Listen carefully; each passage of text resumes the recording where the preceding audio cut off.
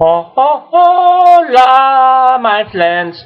This is Calabrios. Now, when Marco Huck, hola, Phoebe fought.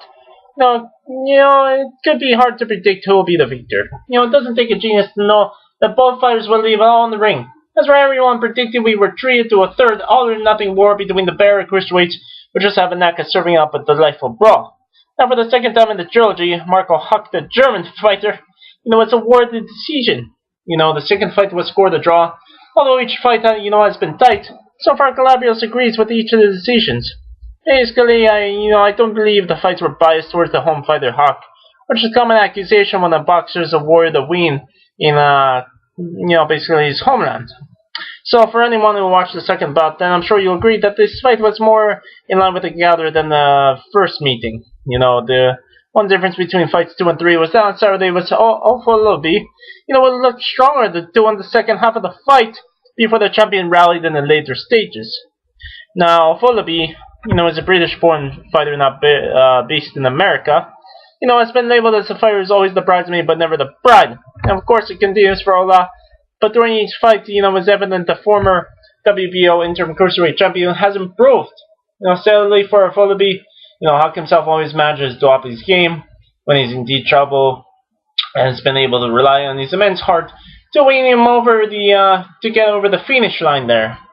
Now, Afolabi started the fight with clear intent. Behind the jab, he controlled proceedings while repelling the sporadic attacks from Huck. Now, Captain Huck stole 3 rounds. Not 3 rounds. He stole rounds 3 and 4 when coming to the life in the final minute of the respective sessions. Now, rounds 5 and 6 were tough to call. I give a round a piece, as there were first signs of fatigue setting in.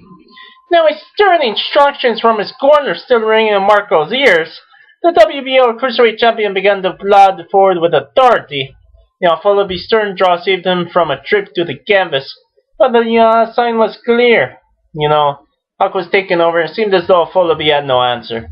Now, Afolabi, needed a strong final 4 rounds, and being so determined not to go home empty-handed, he stumbled out towards Huck, throwing all of his tired body he could muster. Now, both fighters were exhausted, but it was a visitor whose desperation was edging him into the contention for the victory. But just when there seemed as though there could not be any more twists to the storyline, Marco Huck came close to stopping Afolabi, was on his feet by the time the final bell rang. Now, champion's finish merited a champion's victory, and so the judges agreed. John Memphis handed in a wide scoreline of 117 to 111 to Huck, while Lassin Almbugar, scored the fight even at 114-114. And Dion Duarte's 115-113 Huck scorecard was in line with Calabrios's, with a more majority decision defeat, although Afolabi falls to 19-3 and 4. Thanks out for Marco Huck, whose record improved to 36-2-1. He has a rematch with Arslan, who, Marco controversially beat on points last November. The fight is likely to take place during October in Germany.